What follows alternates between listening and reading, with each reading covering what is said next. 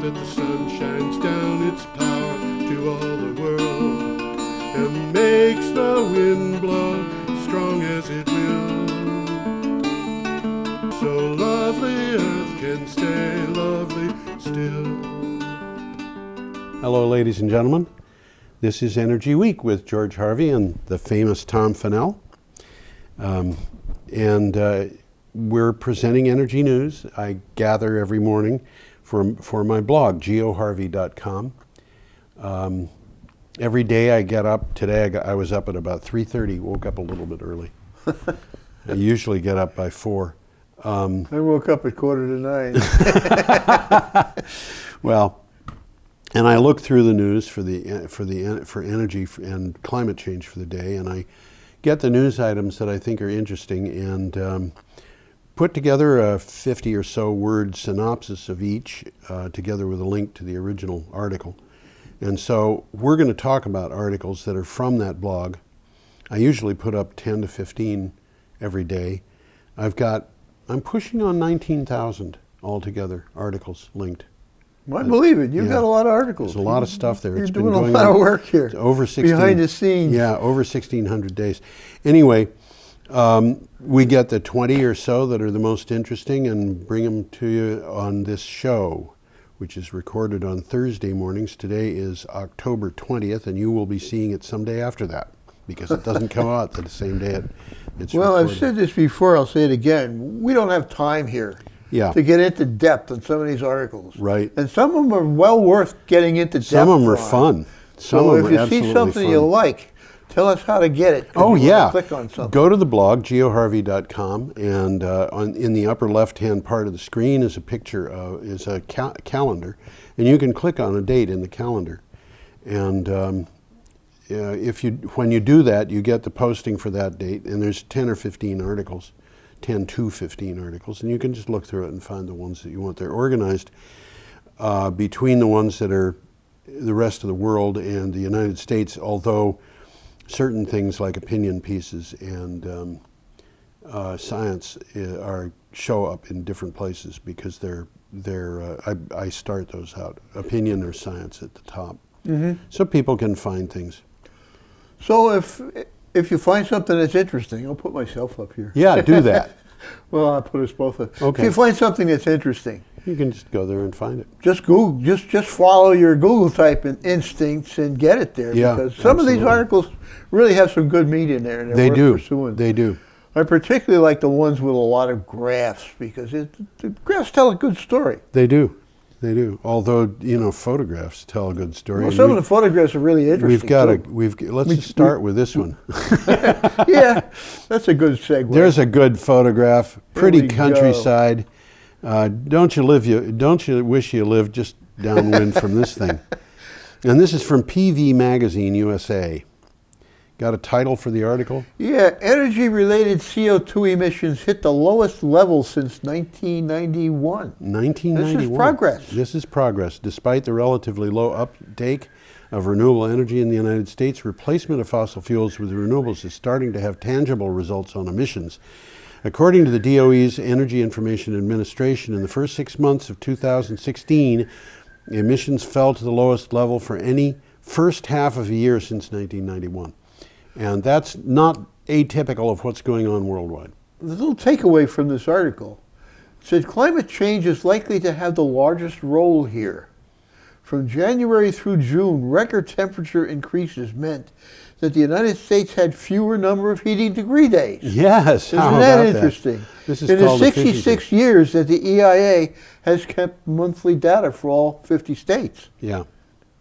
This is, there are people running for President of the United States who have said recently, and I'm talking about within the last 2 years, that climate change has stopped or whatever. Not even close. I mean, this last year, the last 12 months that we've done up to date are way out ahead of every 12 months that has ever happened previously. Every month set a record for the month this year. Yeah, well, we've talked about that on the show. Another quick takeaway here is renewable energy rose to nearly 17% of U.S. electricity production Yes. for the first half of 2016. Yes, this is big. And some of it's happening because that's more appropriate energy. Yeah. But most of it's happening because it's economical. It's economical. It's market conditions in a lot of places. Well, you're not paying for fuel. You know, Duh.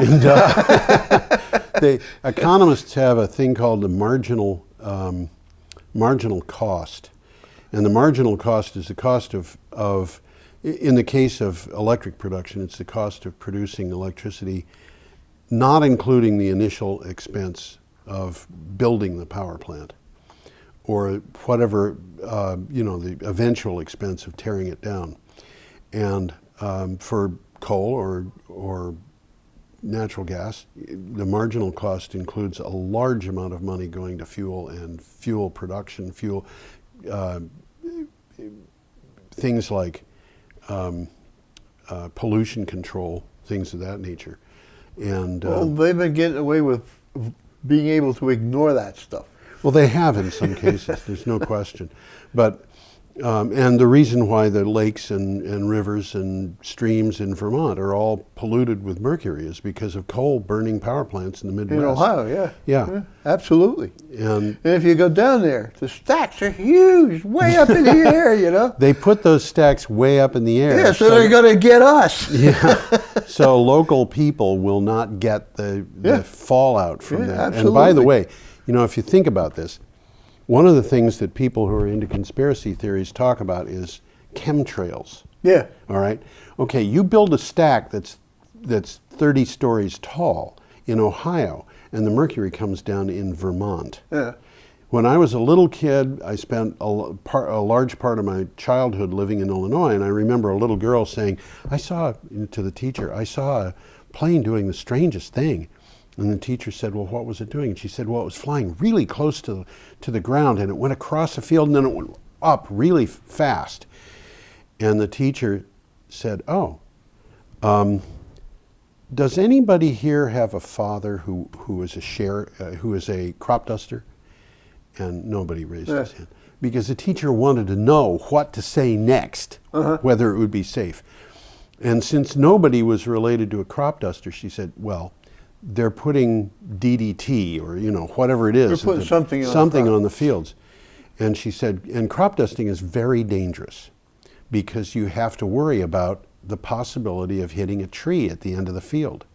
Yeah. Now, the reason they fly so low is because the only way you can get what is in the plane onto the ground below you is to be really close to the ground. Right. You put it up 300 feet in the air and it's going to come down 800 miles to the east. Yeah. The chemtrails that crisscross over Vermont, if they were chemtrails, would be putting their dust down somewhere in the mid-Atlantic. So that ain't what it is. It's not chemtrails. And I had a thing online with a guy who was talking about chemtrails, and I said, you want to see some beautiful trails? Take a look at this photograph. And I gave him the address, and he said, yeah, those are chemtrails. I said, no, those are contrails. They're condensation. Those planes you see there, the big ones in the foreground are American bombers flying over Germany. The little ones in the background are German fighters. Neither side wants anybody to know where they are. They didn't want those trails behind, but the atmospheric condition. And there's even one where there was a screw-shaped trail like this. Yeah. From the tip of each propeller blade. Oh, okay. Because the propeller blades were disturbing the atmosphere and making condensation. Yeah. But there are people who do this chemtrail thing. Okay, let's get away from that and back onto. Should we go on to ICIS? Where are we here? Yeah, ICIS. Yeah, ICIS. We're way behind schedule here because I'm chatting instead of talking about energy. Wave of new power generation pressures UK distribution networks. This is crazy. This is absolutely crazy. ICIS is the Independent Chemical Information Society or something, I probably have that wrong, but it's close. This is a professional organization.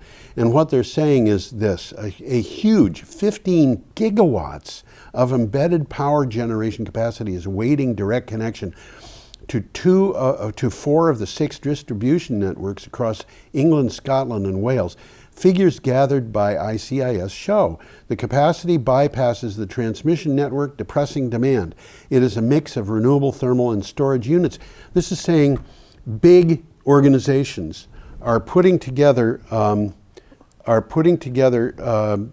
energy systems that provide for their own factories or their own whatever, and those energy systems are reducing demand on the grid, but they could put power onto the grid if they were grid tied, but they can't because they're not connected. They're not connected. And my bet is, it's not that they're not connected in terms of the electrical system, it's that they're not connected in terms of billing.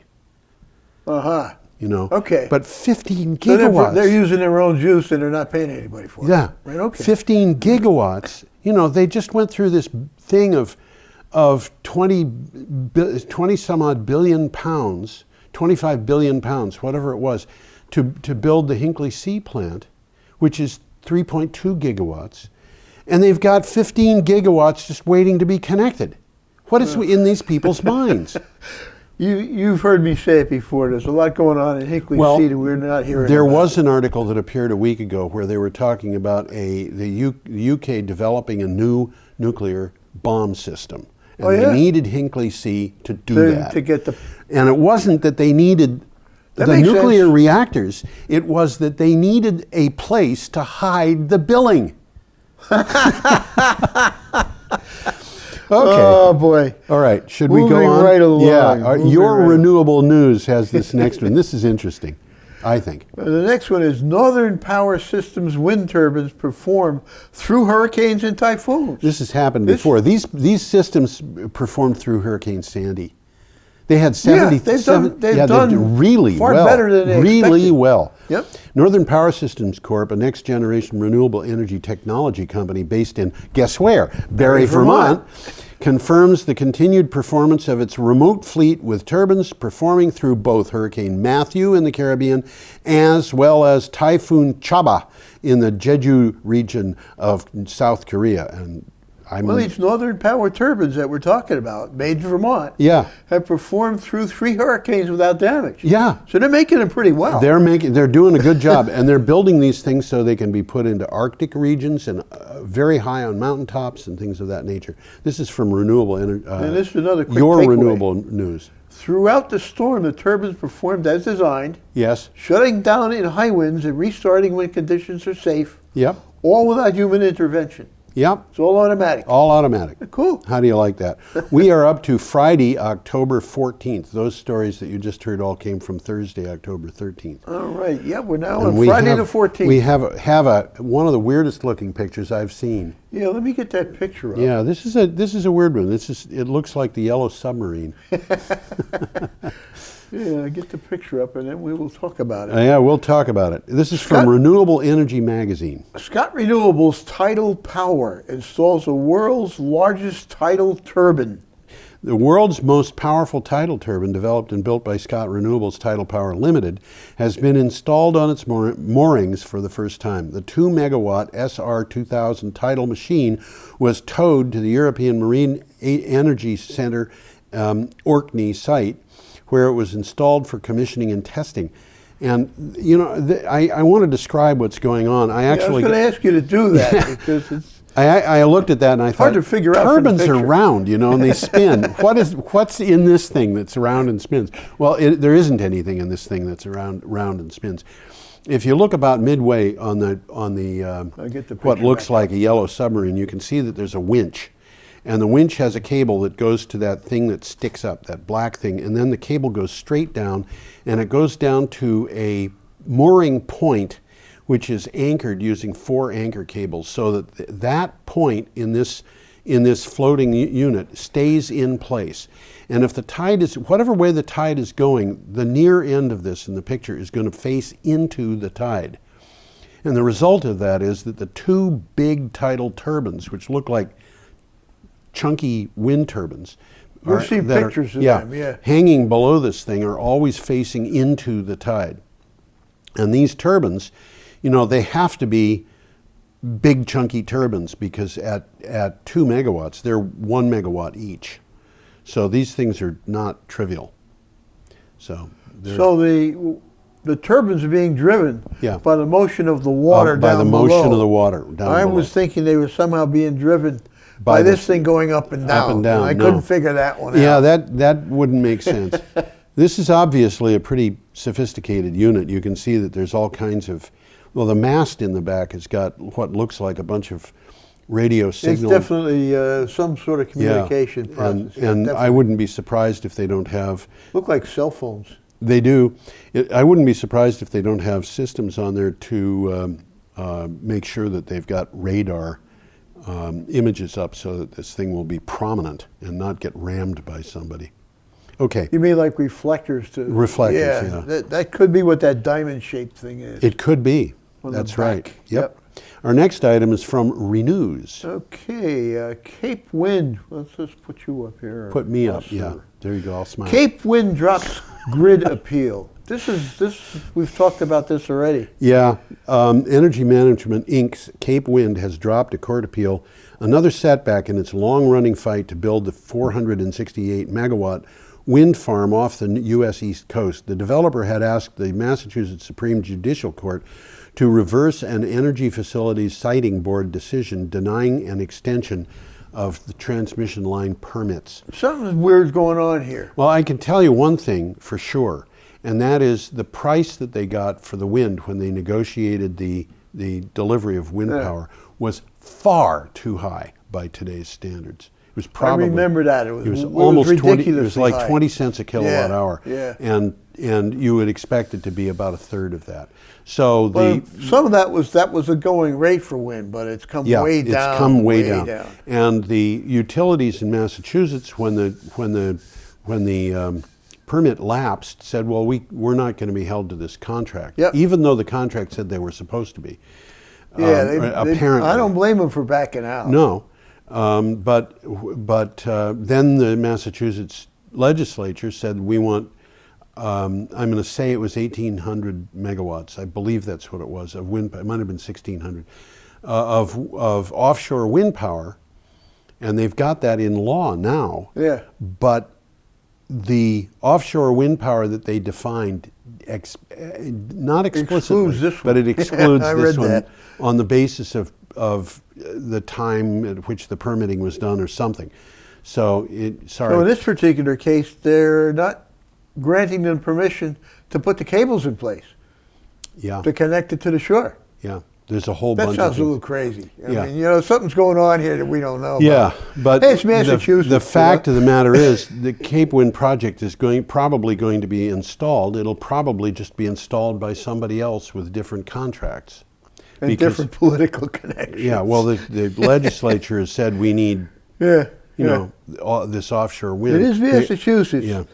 Okay, our next item is from Inhabit.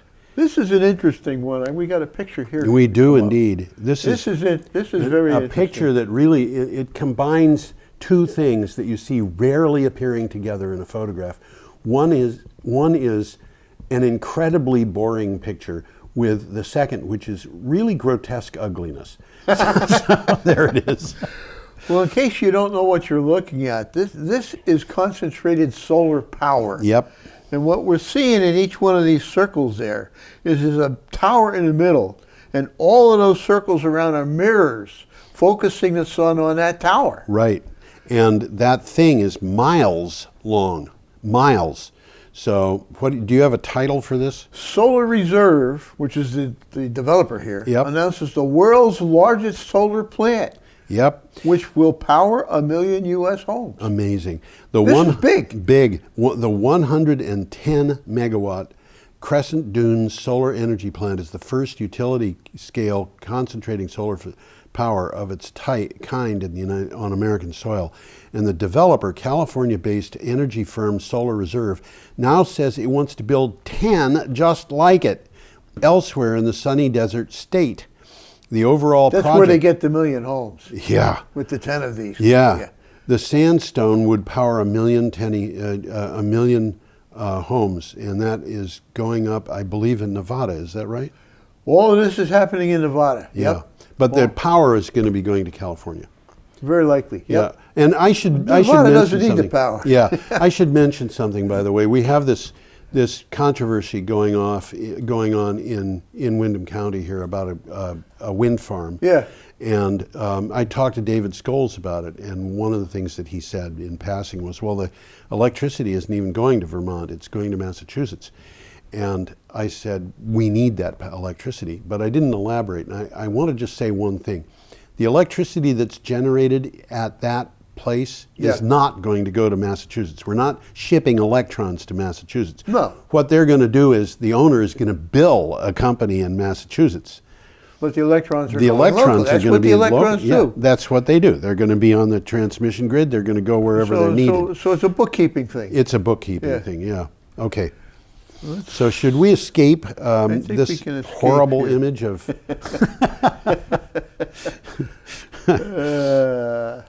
So we're up to Saturday, October 15th. Saturday already. My God, Yeah, time my flies gosh. when you're having fun. And we have an item from Clean Technica. According to the EU, all new homes must have EV chargers, electrical vehicle chargers, Yeah. in 2019. That's not that far away. Well, when you think about it, it makes sense. But let's Yeah, hear you the talk European Union has just approved regulations requiring that an electric car charger be included in every new and renovated home, including renovated homes. And you could have a 12th century home that gets renovated and it has to have... Wow. And all apartment buildings starting in 2019. Why is that important? Because charging infrastructure is vital to convincing mainstream buyers to switch to an electric car. Well, if you live in an apartment house and there's no place for you to charge your car, you're not going to buy an electric car. Yeah. Well, And this is sort of taking care of that in an overall sense. You know, this brings up another thing to mind, though, that has to do with Vermont and any place where we're talking about wind power, solar power, you know, utility scale solar and things like that coming in. We are going to be switching to electric cars. There's no doubt about this. It's inevitable. We are going to be done by economic reasons. Yeah, it's cheap. The other thing we're going to be switching to is electric heat. Probably heat pumps on the short term. It's not going to be resistance heat. Probably not. No, that's Although expensive. resistance heat is expensive, but it's very inexpensive to buy the unit. That's one thing. And it costs nothing to maintain. Yeah, but They don't go bad. Yeah, but the thing is, Vermont, any other place in the United States, is going to need to use about 3 times as much electricity as it currently uses, because we're going to be heating our homes, heating our businesses, heating our schools. We're going to be driving our cars, running our trains. It's all going to be done. It's all with going to be electric. So we need about 3 times using current technology. There are going to be changes in that. And of course, we're going to efficiency. So right now, the electric demand is going down. We've got a choice. We either go for distributed power, however it comes, or we put up 3 times as many transmission lines. Well, you've heard me say this before. I hate transmission lines. He worked on transmission lines. I don't like transmission lines. They're no prettier than ski slopes, and to a person who skis, they're far less pretty than ski slopes. Well, I'm a skier, but I still have to admit the scars on a mountain from ski slopes are not pretty. Well, I can tell you, I'm sure there's a lot of people out there who think that they are pretty. There's a little bit of a rationale for what they're doing here. Yeah? The cost of installing, well, first of all, the regulations don't tell them what kind of charger has to be installed. Yes. Okay, so it's wide open there. But the cost of installing an electric car charger when the walls are open so that electricians can get at the wiring is modest. Yes. Okay? Far less than hire an electrician to do the job later when everything is buttoned up. Yes, So absolutely. there's a rationale here. There's big rationale. Big. Important. It's saving a lot of money. And as we've spoken on the show here, the automobile manufacturers are all lining up for electric cars. Yes, they are BMW, Volkswagen, They are indeed. In General fact, Motors, Ford. and I think they're all getting in line. We're going to have a little thing on electric-powered transportation later on in this edition. Yep. Yep. Okay. Okay. I wonder how you know that. A little bird told you, huh? Okay. Here we got a picture of Mr. Gore. That's right. Not let's Mr. Gore, Mr. Kerry. Oh, I'm sorry. I'm wrong guy. Yeah. But this is from the BBC. And How did he get on there? How did he get on the BBC? He was among the Americans who were negotiating. Well, for he used this monumental word. This is a monumental deal to cut HFCs, which are hydrofluorocarbons. This is like spray can stuff. Yeah, there's a lot of stuff. They are the fastest growing greenhouse gases. Right. And we did eliminate their predecessor, CFCs, yes, because they were cutting a hole in the ozone layer. Well, we've got a lot of things that are doing a lot of damage, and this just happens to be one of them. More than 150 countries have reached a deal described as monumental to phase out gases that are making global warming worse. Hydrofluorocarbons, HFCs, are widely used in refrigerators, air conditioning, and aerosol sprays. Delegates meeting in Rwanda accepted a complex amendment to the Montreal Protocol. I had to look up what the Montreal Protocol was. Okay. I forgot about it, but it's interesting here. International treaty designed to protect the environment against the impact of harmful substances. Wow. Okay. Why would they do that? Created in 1987, so they did this a while back, following the discovery of a large hole in the Earth's ozone layer. Yep. Came into force in 1989 with the main aim of ending the use of CFCs, which it did. Yep. CFCs were replaced by hydrofluorocarbons, which we're talking about now. Mm-hmm. The amendment was proposed after scientists discovered that while they propose no threat to the ozone layer, HFCs contribute to global warming by trapping the heat. We've got a long list of products that are causing a long list of problems. This is just one in many. This is one in many. And then they just have undergone many renditions, revisions, and this is what they've come up with. Yep. And I think it's a step in the right direction. I think it is. So we're up to Sunday, October 16th, and we have a picture coming up of Iowa. I think that's a picture of Iowa. I recognize that. I think it is. Let's see if our friends, our viewers, recognize this now. Yeah. I know it well. This is from the Des Moines Register. Iowa has little idea of the costs to fully protect it from flooding. Wow. They don't know what's going on. They're learning. Iowa is seeing heavier rains and more flooding as climate change takes its toll. Yet the state has little idea of how much it would cost to protect its homes, schools, factories, and other infrastructure, let alone how to pay for it. Iowa communities have put $1.4 billion into plans for flood protection, but it's not enough. They don't really seem to know what's going on. Well, and that's what it said here. They failed to aggressively push to build wetlands, detention ponds, and other upstream structures that can significantly reduce flooding risks for cities and towns. Should I point out that the majority of the people in Iowa belong to a political party that says climate change isn't happening? You just did. Okay. Yeah. So it's kind of interesting. We've done this here in Vermont. Yes. Not to protect Vermont, but to protect Hartford and Springfield. Yeah. And the Corps of Engineers did it in the 50s. Yeah. Leaving us with some nice recreational areas. And some dams that can have... And the possibility for some nice hydro, which is happening as we speak. As we speak. Yes. Should we pop on to the next one? Yeah, I think we should move. Okay. This is from Net News Ledger, whatever that is. We don't have a picture on this one yet. No, we don't. I'm going to bring us up or something. Yeah, well, we can do whatever we want. We can leave the old picture on. Well, what it's talking about now is the Greenland ice pack is melting faster than the experts predicted. A little bit scary, and it's not because of climate change. It's because of something else combined with climate change. According to a new study in the journal Science Advances, a geothermal hotspot softened the mantle of rock beneath Greenland in a way that ultimately distorted their calculations for ice loss in the Greenland ice sheet. This caused them to underestimate the melting by about 20 gigatons, 20 billion metric tons. Well, it sounds like a lot, but it's only 7.6% difference. But it's a big. It's significant. Big. Yeah. I wouldn't want that in my backyard. Okay. Should we go on? A little quick takeaway. It doesn't change our estimates of the total mass loss all over Greenland by that much, which is 7.6%. But it brings a more significant change to our understanding of where within the ice sheet that loss has happened, and where it's happening now. Yeah. because it could be happening in other Well, it places. explains why there's a lot of water coming out from under the ice sheet, which they hadn't expected. Which we didn't expect, right? Yeah.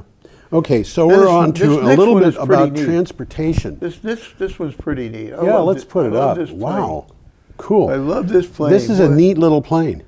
This is the world's first four-seater hydrogen fuel cell plane. Yeah. And it has its first flight. Yeah. It's successful. Yep. Composites Manufacturing Magazine said this: the HY4, the world's first four-seater hydrogen fuel plane, took off for the first time at the Stuttgart airport in Germany. The plane was developed by researchers from German Aerospace Center with help from Hydrogenics, Pipistrel, H2Fly, and the University of Ulm and Stuttgart Airport. And one of the things put the picture back up. Yeah, one of the things that's interesting, now this is a weird layout for a plane. It's got one propeller in the middle where you would expect the cabin to be, and where you would expect to see two propellers to the side of that are two two-seat cabins. Pods. There's two two cabins, pods. So I guess if you were on the left one and you want to talk to somebody on the right, you got to talk through a radio intercom. But the thing that really struck me about this aircraft is it has a pretty good range, and it has a pretty good speed. Well, the shape of that thing's been determined by the need to store the hydrogen. Right. Those booms that you see in the back of the hydrogen storage tanks. Right. So it's interesting. Yeah. I was trying to figure out how this was working too. The hydrogen is carried in two high-pressure tanks made of carbon fiber located in each of the two fuselages. Interesting that it's not made of steel. And my bet is that it has to do with weight. You can't keep hydrogen inside of steel. I don't know that you can keep hydrogen inside of most anything. anything, right? But this carbon fiber is going to be a lot lighter. A lot of weight, yeah. The fuel cell, which is what's driving the engine here, converts hydrogen directly into electrical energy, and the only waste product is water. Yeah. Imagine that. Yeah. An electric motor uses the power generated from the fuel cells to propel the aircraft. Yep. And it says here as an aside, if the hydrogen required for the fuel cell is generated via electrolysis, using power from renewable energy, then the HY4 can fly without generating any emissions at all. Yeah. There you go. Step in the right direction. Yeah, and Definitely. You can power this thing with wind power or solar power to give it the hydrogen. Doesn't matter where they get the hydrogen. And so the whole thing is right now, probably the cheapest way of obtaining hydrogen is electrolysis. Right. So what's going to drive that electrolysis? Probably renewables, because it's cheaper. You don't have to pay for the fuel. Yeah, it's the cheapest fuel source around. This is certainly a portent of things to come. I think it is. Put the picture up one more time. Yeah, and if you can do this with an airplane, you can certainly do it with a car. So they're talking about hydrogen-powered cars doing basically in California they're available. Yes. It's kind of a pilot program, but they're available in California now. They need to build out the hydrogen infrastructure. Yeah, well, it's not going to happen without an infrastructure. Yep. And if the infrastructure makes sense, it will happen. Yeah. I mean, yeah, absolutely. Go on. Okay, let's We're move on. Moving to a piece from Electric, it's called. Okay, I don't have a picture here. Nope, there's no picture. US-based solar plus storage at 2.8 cents a kilowatt hour with the world's largest proposed solar power plant. That's less than 3 cents. Yeah. I mean, we're paying, what, 14, 15 cents here? I'm paying 19. Well, you got... I get cow power, so I have a special break on prices. until my solar goes in. Okay, with this is really kind of stunning. The capacity factor is 51.9%. Which means it's running more than half the time. 51.9% is a higher percentage than the average capacity factor of Chinese coal plants, which has fallen below 50%. Well, I didn't know that, but I could believe it. Yeah. So this is, with a capacity factor of 51.9%, the 2,000 megawatt Sandstone Energy Facility is equivalent to a 1.15 gigawatt nuclear power plant, about twice the size of Vermont Yankee. Overall, over a 25-year lifetime, it will produce 227 billion kilowatt hours at an estimated cost of $5 billion. With a 30% federal tax credit, the system can be expected to generate electricity at a cost of 2.8 cents per kilowatt hour. That's amazing. Now, this is solar thermal like we just talked about, except it's a very large, instead of 10 little ones. Big one. This is 25 square miles. Yeah. This is big. This is big. But one of the things that's interesting to me, just to put this into context here, 2.8 cents per kilowatt hour. When Vermont Yankee came to Vermont to renegotiate the power purchase agreement that it had with the state, which as I recall was 3 cents per kilowatt hour. We've talked about that. They said, we're going to give you a deal you can't refuse. And the deal was 6.5 cents. Yeah. But Vermont had already started negotiations with Hydro-Quebec at 6 cents. So the state of Vermont said, we're not interested in 6.5 cents. How can you turn us down?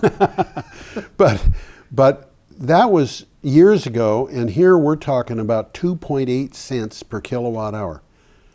You know, if you had one of these things powering Vermont, our cow power would not be 19 cents. No, you got a point there. Yeah. Well, this is going to be 18 times larger than the previously largest solar thermal plant. Over 3,000 people will be employed in the construction, which would take 7 years. Yeah. And this is a good one. 700 million pounds of salt will be used as the energy storage medium. How many truckloads of salt is that? I don't know, but I'm curious because my recollection of this was that this was parabolic trough collectors. Is that correct? It's just, the only information I have is solar thermal. Okay. So it could be troughs or it could be... The tower in the middle like No, it's going to have 640-foot towers. Okay. 10 towers. 10 towers. Okay, so... Wow. And each of the 10 towers will be surrounded by a 1-mile circle of mirrors. So it's going to be very much like the picture we saw. This is what's called utility scale solar. We don't have to worry about this coming to Vermont. Ain't gonna happen in Our weather Vermont. is not going to support it. Well, Neither we don't will have the real estate for that. No, either. we don't. This is desert stuff. This is desert stuff. Okay. Okay, well, so this now is we coming go back to home. vtdigger.org. Natural gas prices. I'm going to put me. Natural gas prices. Natural gas prices are predicted to surge this winter. Yeah, natural gas generators are a dominant source of power, especially peak electricity demand periods in New England, but natural gas supply methods haven't kept up. In other words, we're not building natural gas pipelines, but that's because of we don't want natural gas pipelines. Well, it's more because they're not making money. Yeah. Well, at least the one that was going through Massachusetts, they couldn't find enough people to buy the gas. As a result, most of the region is vulnerable to volatile electricity prices, but not Vermont, interestingly enough. No, that is correct. Said Tom Dunn, the CEO of Velco, which manages transmission lines for utilities. Not Vermont. Why? Because we don't use natural gas. That's why. We have an advantage in the marketplace. No demand. Well, what it's saying here is any significant price hikes in the near future are likely the result of natural gas supply constraints rather than costs directly attributable to renewable energy. In other words, which they're trying to blame it on. Yeah, in other words, we haven't got the pipelines. We don't have the pipelines. We don't have the pipelines. We don't use natural gas. Yeah, it's a catch-22 for the gas industry. It also says that the state's utility regulatory structure, that's Vermont, yep, should insulate Vermonters from price spikes. Yeah, and there's another thing that I want to point out here too, and that is I wrote an article for Green Energy Times, which may be appearing in the next issue, which is not the October issue, it's the December issue, talking about the alternatives that we have to fossil fuels, and these are synthetic fuels.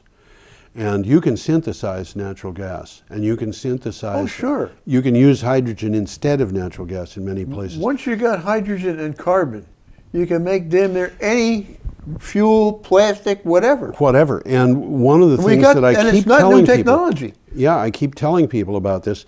The Navy put together a thing where they found that it was cheaper to manufacture aviation fuel on aircraft carriers at sea using the electric power from one of their the nuclear generators plants than it was to deliver the aviation fuel to the nuclear aircraft to the carrier. I only wonder why it took them so long to figure that out. I don't know, but they had new catalysts involved in this. But the spreadsheet that they had, which was prepared in 2009, I did an analysis on that and came to the conclusion that if we were using natural gas at average rates in the United States today, we could probably be making aviation fuel for under $2 a gallon. Well, we talked about that exact thing. And if we can make aviation fuel for under $2 a gallon, we can make natural gas. And another thing that came out in the news today, but it's not in this week's program, is that somebody, and I've forgotten who it was, but it was Washington State University or something like that, came up with a system of making ethanol directly from water that has carbon dioxide dissolved in it, which could be just seawater or Lake Champlain. And it's a direct conversion. It just takes a lot of energy. So how do you get that? Well, you use wind power or excess solar power that happens to be on the grid in the afternoon. Yeah. So we're moving. And you can make that any time, so you can make it at an opportunistic time. That's exactly correct. So should we go on? Yeah, we got to go on here. I got a little problem with this one, but which is that the epic battle with technology. We're companies. up to Tuesday, October 18th. This is from the the Australian Financial Review. Title? I just said it. Oh, epic you just battle said it. with technology companies. Okay. Energy companies are on the cusp of what is called an epic battle with technology companies, thanks to the inexorable rise of renewable energy and smart home systems, according to Citigroup's global head of energy strategy. He said the challenge was to the conventional oil and gas business is only going to go one way with market changes. Now, what's your problem, Tom? I couldn't get this article. Oh, that's too bad. Behind a paywall. You know these things, you have reached an article available exclusively to subscribers. Or to me. And I tried to go around it, and they got it well protected. I can describe this because we've talked about this before. Basically, what's happening is oil and gas are going down. Just remember that. They're going down. And they're probably going to stay down. And they're going to stay down, yeah. The problem that they've got is the price of oil has gone down so far that they can't make money. But in order to make money, they've got to raise the price of oil. But they're also already finding themselves with successful competition because the price of renewables has gone down below the price of oil. Well, but it's not going to go up. Fracked gas has brought the prices down too. I mean, yes, that's the real problem. Yeah, well, fracked gas is a real problem. Okay, we should go on. And we are to the China file. Got a picture we here. do indeed. This is still Tuesday, October 18th. What do you got? Green growth could boost China's economy sixfold. Sixfold. China's economy could grow sixfold by 2050 with renewable energy accounting for 69% of national electricity supply if it transforms its energy system, as it has to do, and increases efficiency across all sectors. The report, Reinventing Fire China, claims that CO2 emissions could go 42% below the 2010 level at the same time. So they would be growing their economy sixfold and reducing their energy consumption, their CO2 emissions by almost half in the course of 33 years. Well, a lot of what they're doing here is reducing energy consumption. Yeah. Through a range of measures such as investments in energy efficiency in industry and buildings, right. Yeah, and greater adoption of clean energy technologies, smart grids, and storage. Right. We could take a lesson from these guys. Yes. Because they're going to be doing this before we do, and we have to do it too. We could be doing this. We could be staying ahead of China, but we're not. We're giving them the military advantage that they've got by doing this because it gives them security, and we're giving them the commercial advantage, and we're giving them the industrial advantage, and we're doing it because climate change isn't happening, and these very, very patriotic people who are very interested in the bottom line for the next quarter are in charge of the future of the United States.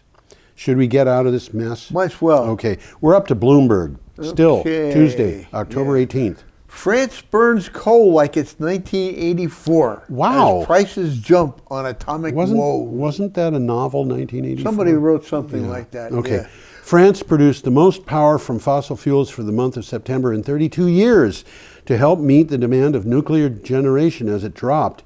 The output of coal and gas plants more than doubled as EDF had to keep reactors offline for inspections to rule out potential anomalies on steam generators at 18 out of its 58 units. Well, we talked about this, I think, last week. Yes. There's a number of deficiencies in the nuclear generators in France that Right. apparently have been there all along. All along. And they've just found out about them. Yep. And they said, holy Jesus, we got to do something quick. Yep. And what they did was basically call in the crews and inspected everything. Yep. And in order to do that, they had to shut them down. Shut them all down. So they're burning coal like crazy. They're burning coal like crazy. This, I think, speaks to a fundamental problem with large power plants, and that is that No matter what they are. no matter what they are, if you have these large power plants, a common failure of more than one plant is taking a lot of power offline. And For here, sure. Here, we're seeing 18 nuclear power plants suddenly taken offline simultaneously. No wonder they're burning a lot of coal. Yeah, absolutely. If they had been starting in at the time they were building these power plants, if they had been building plants that were renewable, which was an option, they could have put up wind power. There's a story here. I mean, this could not have happened at random. Yes. Somebody was playing games. Well, it happened. They were shaving the costs. Yes. Well, like the Fukushima Daiichi, you had a 14-meter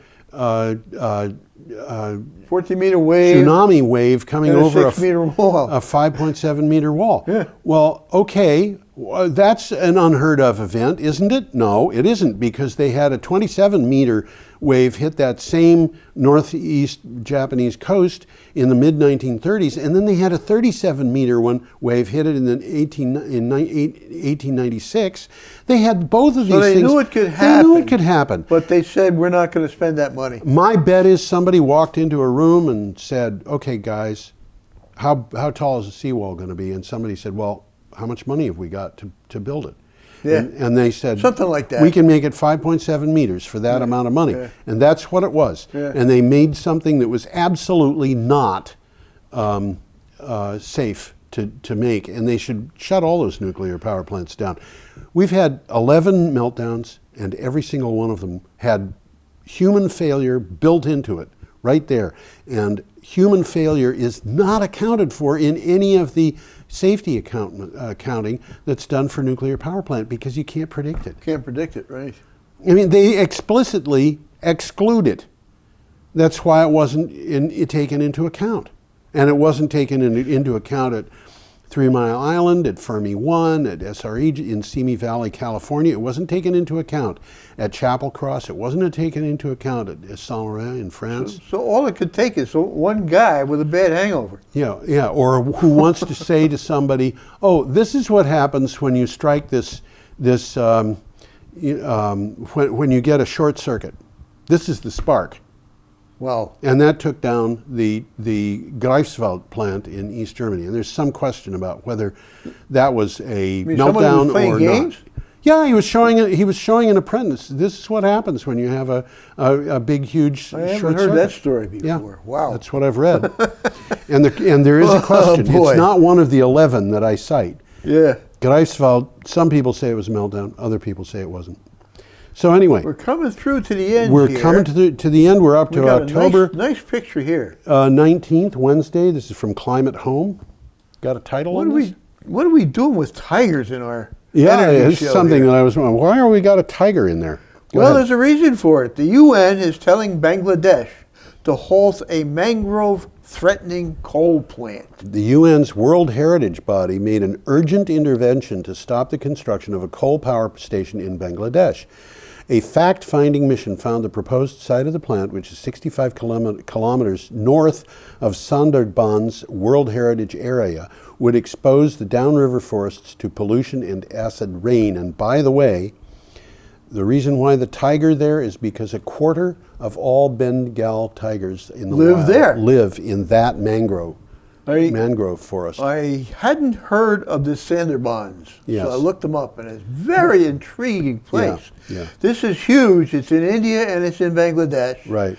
It is just loaded with rivers. It's like the Everglades to the 10th power. Or the bayous. Or the bayous, yeah. Huge. It's all these Wetland. rivers all over the place. Yeah. It's all wet, it's all mangroves. And the tigers are there because the people ain't. Because the people what? Ain't.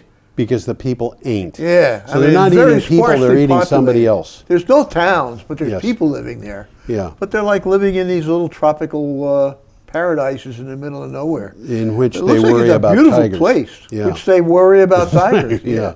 I'm not sure I would want to live in it. Somehow that looks like it would be a little bit difficult to walk through. And one of the problems you're here, a I mean, tiger.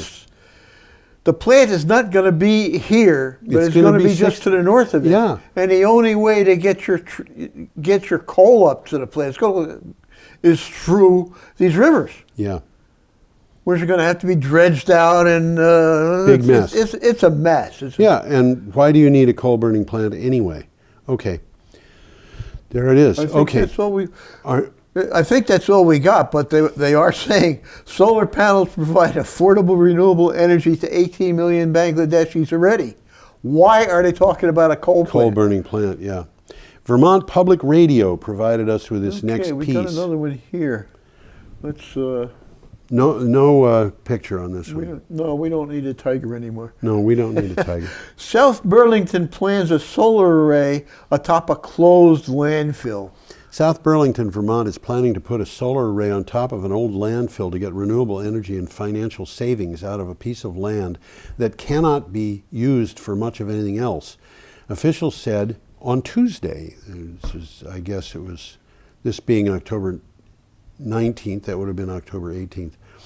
It's estimated that the project will save municipal and school districts $5 million over its lifetime. This is from Vermont This Public is an Radio. idea whose time has come. Yes. I mean, there's closed landfills all over Vermont, including one right here in Brattleboro. Yeah, there's a lot of junk land that can't and be you used. can't use them for farming. You got to Yes. put a cap on them, so you can't use them for building. Right. There's very little you can do with these lands, Yes. but you can put up solar panels. You can't make them into parks or playgrounds because No, there's going to be because toxic substances.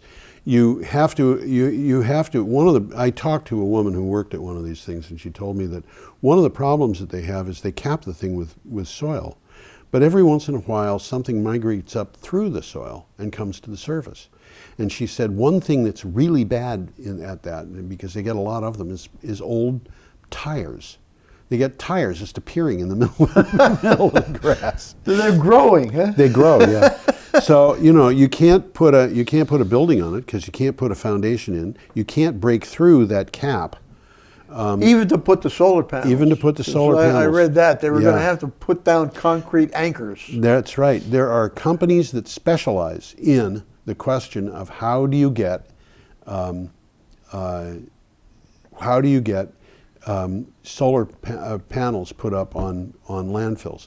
But there are other things too. We've got not just landfills, but agricultural land that really can't be used economically for agriculture. Well, I'm on the Housing Authority board. Right. And the Housing Authority will be closing Melrose. Okay. I mean, the new building that they just put up by the high school Right. will be ready for occupancy within weeks. Yes. Okay? So they're going to move most of the people of Melrose out of there. Yes. And there'll still be about 20 families left, which are going to have to be moved at a yet-to-be-disclosed location. Right. Meanwhile, all of this is coming down because there's virtually nothing can be done with that land because of the floods. Yes. So I have suggested Putting in solar. Yeah. And the only thing that you'd have to do with it is you'd have to make sure that it was flood-proof. You just have to raise the panels. Yeah. Build them on poles or something like that. Because Which is you done wouldn't all have the to worry time. about the... We do that all the time with tracking systems. Oh, yeah, absolutely. Tracking systems would be perfect. Yeah. Okay. So that was... A little takeaway oh, here. yes, okay. And this is interesting. The town isn't paying for this. Don't you love these things? Private developers are providing money to build the panels. They'll enjoy federal tax credits the city wouldn't be entitled to if they owned the solar array. Yes. So there's some very creative financing involved. Yes. And it's not costing South Burlington anything. Mm-hmm. They're not going to own these things. They're going to buy the power and resell it and make money, and it's creative financing. Yeah, and you know, it wouldn't even be objected to by Donald Trump because he doesn't pay taxes himself. So it won't cost him anything. What can you say? Okay. Okay, our last item is here. from We got a nice picture here. ESI Africa, and this is an interesting picture to me. And I'll ask everybody to kind of ignore the fact that there's a couple of old drums and a dead tire in There's it. a tire there, Yeah, that's okay. Hybrid power solution showing real benefit in the African sector. Right. In remote rural areas of Africa, I'm having trouble with words. Electrification through grid extensions is often not viable. The long distances involved in low electricity demand do not justify bringing national grid to those places. Existing mini grids based on diesel can be transformed to be powered by hybrid sets of renewables. And here is, I think, a pretty good example of a small hydro, micro. Well, this is a hybrid. Yeah. There's a diesel generator here Right. to be used when there's not enough water to run the hydro. Right. That's why they call it hybrid. Yes. Now the diesel generator could be replaced with the battery and solar power, or you could put up wind power, or That's you could. the point of this whole article. Yeah, and it's being done. Yeah, and in many places in the world, and this includes Vermont and Thailand and places that are hot and places that are cold, you can have digesters producing the equivalent of natural gas, except that it's going to be produced anyway, so you might as well catch it and do something about that. But you've got many, many different options for renewable That's what energy. this article is all Right. about. You know, they can take these things. The diesel generator is still going to be there in the back as a backup if they need it. Yep. But they're going to be using mostly solar or Yep. hydro. Yep. Well, in this particular picture, they had small hydro Yeah. with diesel fuel And backup. you'll notice there isn't a dam here. No, it's run of the river. It's run of the Yep. river hydro. So it's We can not, do that right here in Brattleboro. We could do it in Brattleboro without a dam. And you can do it in a lot of places without a dam. And we've had shows that were dedicated explicitly to that. But that is something that can be done. They could put these run of the river generators in the Connecticut River from beginning to end.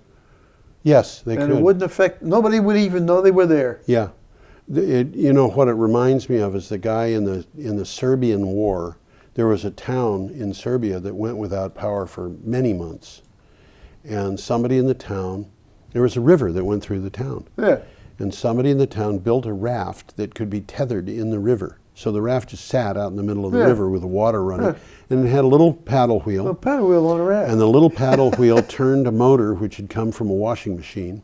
And it had been, whatever re-rigging had to be done for that motor to Not be. much. You could turn a DC motor Yeah, into a generator. yeah. Just by powering it, just by Yeah. turning it. And so this little motor was producing electric power continuously. And the guy had a radio he could run, and he had a couple of lights, and that's his demand. And, you know, having been on 4 occasions through power outages that lasted over a week, I can tell you a very small amount of electricity is a very good thing compared to no electricity. Well, by that, Yeah. definitely. I mean, just think about what it's like to be in a house with no power and no flashlight. Yeah. And, you know, if I came to the door and said, here's a flashlight, you'd be grateful. So anyway, I suppose we should say goodbye. Well, we've kind of finished everything we were going to talk about. We have indeed, and you can see the have a perfectly lovely week is up on the board behind us. Yeah, I was hoping we'd close with a picture of that nice little power plant. Well, we can do that. In big- There yeah. you go. There we There's go. the little power plant. I like that little place. Yeah, I do too. Yeah. Yep. Okay, folks. Have a nice week. I wanna hope gentle rains can fall upon the land, so lovely earth can stay lovely still.